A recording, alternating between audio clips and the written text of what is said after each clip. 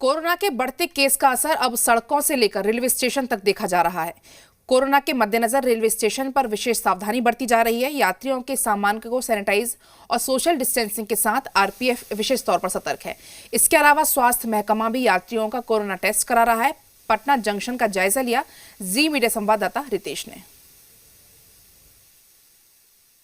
इस वक्त मौजूद है हम पटना जंक्शन पर और एक बार निशांत को बोलना चाहूंगा कि तस्वीर दिखाएं कि किस तरीके से पटना जंक्शन पर कोरोना को लेकर सभी एहतियात बरते जा रहे हैं। बाकायदा सोशल डिस्टेंसिंग हो, सैनिटाइजेशन हो या अन्य तमाम तरह की जो सावधानियां होती है यहाँ पर ली जा रही हैं। सबसे बड़ी बात है कि लगातार बाहरी प्रदेशों से यहाँ पर ट्रेनें आ रही हैं और उसमें बड़ी संख्या में जो लोग हैं वो पटना जंक्शन पर पहुंच रहे हैं, जिन्हें कंट्रोल करने के लिए यहाँ पर बाकायदा जो आरपीएफ के जवान हैं उनकी तैनाती की गई है। जो लोग भी मास्क वगैरह नहीं पहन रहे हैं या फिर सोशल डिस्टेंसिंग नहीं कर रहे हैं, तमाम लोगों को ये जो जवान हैं ये बता रहे हैं पहले। अगर उसके बावजूद भी लोग नहीं मान रहे हैं तो फिर उनके ऊपर जो कानूनी कार्रवाई है वो की जा रही है। यहाँ पर कुछ लोग भी हैं, उनसे भी बात कर लेते हैं कि कहाँ जा रहे हैं और जिस तरह से इंतजाम किया गया है क्या कहेंगे। ठीक इंतजाम है सर, बढ़िया इंतजाम है। साफ सफाई है, कोविड के प्रति ज्यादा जागरूक है, स्टाफ सतर्क है, लोगों में जागरूकता है। लोगों में जागरूकता यहाँ दिख रहा है लेकिन ज्यादा नहीं है। स्टेशन के अंदर जो है वो अलर्ट है। मेरे नजर में तो दिख रहा है। मुझे लगता है अच्छी सफाई यहाँ पे पूरा निरंतर ख्याल रखा जा रहा है इस चीज का कि सफाई है। बताइए यहाँ कौन सा टेस्ट किया जा रहा है? यहाँ पे सर एंटीजन टेस्ट किया जा रहा है और यहाँ देखा जा रहा है कि जो भी लोग आ रहे हैं उनका टेस्ट हम लोग कर रहे हैं। तो एवरेज उठा के देख रहे हैं तो हर एक 5 में एक आदमी पॉजिटिव निकल रहा है।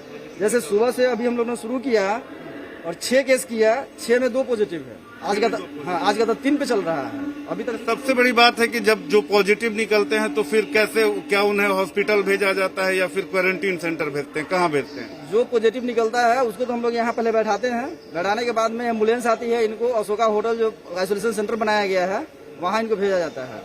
वहाँ पे रख करके वहीं पे ट्रीटमेंट इनको दिया जाता है। तो हम भी आपसे बार बार यही अपील कर रहे हैं कि सोशल डिस्टेंसिंग का ख्याल रखिए, मास्क एकदम मत भूलिए और सैनिटाइजर का प्रयोग हमेशा करें। कैमरा पर्सन निशांत के साथ रितेश मिश्रा, जी मीडिया, पटना। तो तमाम जानकारी और अपडेट के साथ पटना से आशुतोष और रितेश लाइव जुड़ चुके हैं। आशुतोष, सबसे पहले आपके पास आना चाहूंगी। लगातार जो केसेस है उनमें इजाफा हो रहा है लेकिन उसके मुकाबले व्यवस्थाएं थोड़ी कम देखी जा रही हैं। लगातार जो है बेड की संख्या में कमी की बात सामने आ रही है, ऑक्सीजन सिलेंडर की कमी की बात सामने आ रही है। तो क्या सरकार अब सुध लेगी? अब कुछ व्यवस्थाओं पर सरकार नजर डालेगी? देखिए, कल तो बेहद ही ख़राब दिन था, खासतौर से जो संक्रमित मरीज हैं उनके लिए काफ़ी कठिन दिन था कल। हालांकि शाम तक ये फैसला हो गया कि जितने भी पटना में ऑक्सीजन सिलेंडर की सप्लाई होती है, यानी इंडस्ट्रीज को भी जो सप्लाई होती है उसे रोका जाएगा और 90% ऑक्सीजन के सिलेंडर जो हैं वो हॉस्पिटल्स में दिए जाएंगे। तो ये एक बेहतर फैसला हुआ, लेकिन अभी भी हॉस्पिटल्स तक सिलेंडर नहीं पहुंचे हैं, जो जानकारी मिल रही है। अब किन वजहों से विलंब हो रहा है, लेट हो रहा है, ये नहीं पता है, लेकिन ऑक्सीजन के सिलेंडर पहुंच जाने चाहिए थे। आपने देखा होगा कि दानापुर में बहुत भयावह स्थिति है। एक हॉस्पिटल में 80% कोविड के मिले थे और उसमें से ज़्यादातर लोगों को ये कहा जा रहा था कि मेरे पास ऑक्सीजन सिलेंडर नहीं है, आप लोग दूसरे जगह शिफ्ट कर जाइए। तो ये एक गंभीर चिंता की बात थी। दूसरी बड़ी बात सामने आई थी बेड की किल्लत की बात। तो प्राइवेट हॉस्पिटल्स में अभी कुछ बेड अवेलेबल है, इसमें कोई दो राय नहीं है, लेकिन सरकारी हॉस्पिटल में बेड कैसे अवेलेबल होंगे ये बड़ी चिंता की बात है, क्योंकि ये सारे मरीजों के पास पैसे नहीं होते हैं और जो उनको पैसा दे सके निजी हॉस्पिटल्स में। और जो जानकारी मिल रही है उसके मुताबिक एक दिन का चार्ज लगभग 50,000 रुपये। अगर आईसीयू में एडमिट होता है कोविड पेशेंट तो 50,000 के आसपास बिल जा रहा है। तो साधारण मरीजों के लिए ये संभव नहीं है कि 50,000 का एक दिन का बिल चुका सके मरीज।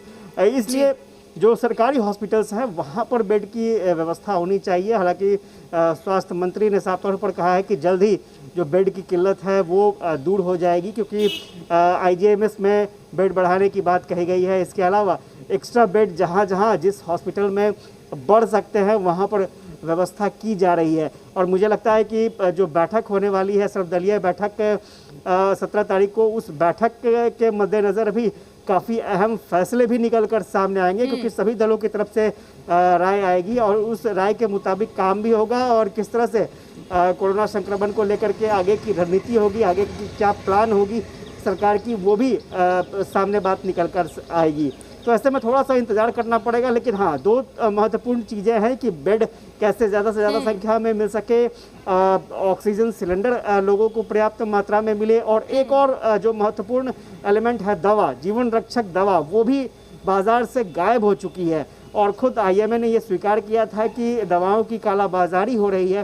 तो ऐसे में गवर्नमेंट को ये भी देखना पड़ेगा कि जो भी एलिमेंट्स ऐसे हैं जो कालाबाजारी कर रहे हैं उनको तत्काल उन पर कंट्रोल किया जा सके, ताकि जो जरूरी दवाएं हैं वो पेशेंट को मिल पाए। जी जी आशुतोष, बिल्कुल तो आप हमारे साथ बने रहिए, क्योंकि NMCH से भी भयावह तस्वीर सामने आई थी, लोगों को बेड्स नहीं मिल रहे। रितेश, आपके पास आना चाहूंगी।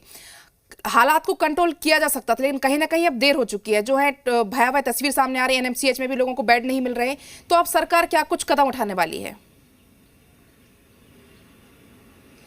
बिल्कुल, लगातार अगर बात करें पलक, तो हम इसी बेड की कमी की खबर को दिखा रहे थे और उसका खबर भी हुआ, जी बिहार झारखंड की खबर का असर भी हुआ कि कई अस्पतालों में बेड की संख्या बढ़ाई गई। जैसे कि एम्स की बात करें तो 100 बेड ही थे, लेकिन हमने खबर दिखाई, प्रमुखता से खबर दिखाई, 160 बेड वहां पर बढ़ाए गए। PMCH की बात करें तो वहां पर भी बेड की संख्या बढ़ाई गई, NMCH में भी बेड की संख्या बढ़ाई गई थी। लेकिन सबसे बड़ी बात है पलक कि जिस तरह से संक्रमण बढ़ता जा रहा है, जाहिर सी बात है कि जब मरीजों की संख्या ज्यादा होगी, अस्पताल हमारे पास कम है, संसाधन कम है, तो जाहिर सी बात है कि परेशानी होगी। इधर ऑक्सीजन सिलेंडर्स की भी अगर बात करें तो लगातार कभी झेलनी पड़ रही थी और बुधवार से ही, मंगलवार से ही जो प्राइवेट अस्पतालों के जो संचालक हैं इस बात को प्रमुखता से उठा रहे थे कि हमारे पास ऑक्सीजन सिलेंडर्स की कमी है, इसको फौरन दूर किया जाए। लेकिन प्रशासन की बात करें तो प्रशासन, जाहिर सी बात है कि जिस तरह से प्रशासन को जो रवैया अख्तियार करना चाहिए था, जो एक्शन पहले लेना चाहिए था, उसमें थोड़ी बहुत देर हुई है। लेकिन चलिए, देर आए दुरुस्त आए, और तमाम जो प्राइवेट हॉस्पिटल्स हैं वहां पर सुनिश्चित करा दिया गया है कि ऑक्सीजन जो है वो आपको प्रचुर मात्रा में मिले। पूरे बिहार में अगर बात करें तो 14 एजेंसी हैं जो ऑक्सीजन सप्लाई करते हैं विभिन्न हॉस्पिटल्स को और विभिन्न इंडस्ट्रीज को। इसके अलावा अगर पटना की बात करें, क्योंकि पटना में सबसे ज्यादा फोकस इसलिए करना जरूरी है पलक, क्योंकि 35% जो भी संक्रमण का आंकड़ा है पूरे बिहार में, उसके 35% जो केसेस हैं वो पटना से सामने आ रहे हैं। तमाम तरह की सुविधाएं हैं, उसके बावजूद भी ये सुविधाएं जो हैं वो कम पड़ रहे हैं, संसाधन कम पड़ रहे हैं। तो जाहिर सी बात है कि हमको ज्यादा फोकस्ड होना पड़ेगा। 3 एजेंसियां हैं जो पटना में ऑक्सीजन सिलेंडर्स की सप्लाई करती हैं। वहां साफ कहा गया है कि 90% जो ऑक्सीजन सिलेंडर्स हैं उनकी सप्लाई जो है वो विभिन्न हॉस्पिटल्स में होगी। इसके अलावा कालाबाजारी की भी खबरें सामने आ रही थी, जिसे रोकने के लिए 3 मजिस्ट्रेट्स की तैनाती की गई है, तीनों जो विभिन्न एजेंसीज हैं वहां पर। इसके अलावा जो भी प्राइवेट जी रितेश, बिल्कुल वहां पर बिल्कुल आप बने रहिए हमारे साथ। आशुतोष हमारे साथ लगातार बने हो। आशुतोष, आप ग्राउंड जीरो पर होते हैं, क्या आपने लोगों से बात की, कभी आपको मौका मिला बात करने का, उनको किस तरह की परेशानियां पेश आ रही हैं? देखिए, स्वाभाविक तौर पर और लोग परेशान हैं और उनका साफ तौर पर कहना है कि जो मेडिकल सुविधा होनी चाहिए थी वो सुविधा उन्हें नहीं मिल पा रही है। सबसे पहले तो जब भी इस तरह की परेशानी आती है, लोग सीधे भागकर PMCH या एम्स जाते हैं। तो एम्स ने पेशेंट को लेने से साफ मना कर दिया है, उनके पास बेड नहीं है। हालांकि ये कहा जा रहा है कि कुछ बेड बढ़ाए गए हैं, लेकिन इतना जान लीजिए, इतना समझ लीजिए कि एम्स में वही एडमिट हो सकता है जिसके पास पैडवी हो। जो ऊंची पैडवी वाला शख्स होगा वही एडमिट हो पाएगा। PMCH में लोग अभी फिलहाल जाना पसंद नहीं कर रहे हैं, क्योंकि वहाँ की व्यवस्था थोड़ी ठीक नहीं है। इसके अलावा NMCH में भी कमोबेश वही स्थिति है। अब उसके बाद विकल्प के तौर पर कुछ प्राइवेट हॉस्पिटल्स बसते हैं, जहां पर जो अच्छे हॉस्पिटल्स हैं वहां पर भी बेड फुल हो चुके हैं, और कुछ इमरजेंसी जैसे VIP लोगों के लिए बेड बचा कर रखे गए हैं। और मैंने पहले भी कहा कि एक साधारण इंसान के लिए हर दिन लगभग 50,000 रुपये, अगर ICU में एडमिट होने की नौबत आई कोविड पेशेंट को, तो लगभग 50,000 के आसपास का बिल बन रहा है। तो ऐसे में किसी भी आम इंसान के लिए ये संभव नहीं है। तो स्वाभाविक तौर पर बड़ी मात्रा में यहाँ पर आवश्यकता है, लोग परेशान हैं। जी। और मुझे लगता है कि जो 17 तारीख को बैठक होने वाली है, क्योंकि जो परिस्थितियां दिख रही हैं, लोग अवेयर नहीं हो रहे थे। ये पहले ही कहा जा रहा था कि आप लोग जी। सचेत हो जाए, कोविड जी नियमों का आशुतोष, तो पालन करें। बिल्कुल अगर बिहार में जो स्थिति वो काफी भयावह बनी हुई है। अब देखने वाली बात होगी 17 तारीख को जो बैठक होने वाली, क्या कुछ कदम उठाए जाते हैं। बहुत बहुत शुक्रिया आपका रितेश, आपका भी बहुत बहुत शुक्रिया।